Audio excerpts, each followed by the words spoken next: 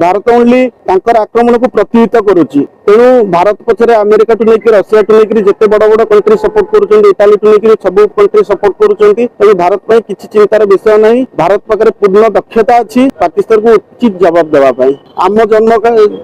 भितर केवे युद्ध देखिलु आम यहाँ गोटे मानते जदि भी युद्ध देखी गोटे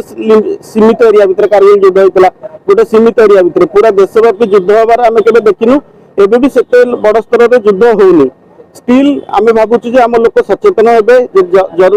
आवश्यकता हिसाब से सचेतन हे एवं जहाँ जहाँ स्टेप नवा कथा नवा प्रस्तुत अच्छा ना केबे भी आम जीवन में मॉकड्रिल देखी नु आम लाइफ रे प्रथम एक्सपीरियंस बहुत लोग देखिए भयभीत भी होती बहुत लोग देखिए उत्साहित भी होती। कारगिल युद्ध गोटे लिमिटेड एरिया भितर होता से आम जहाँ भी मीडिया न्यूज रे देखुलु से देखिलु केबे मॉकड्रिल सब देखिलु आम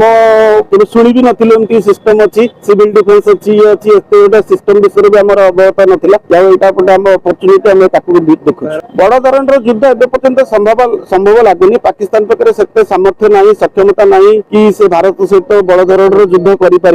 जदि हम भारत पाखे संपूर्ण दक्षता अच्छी प्रतिहित करने।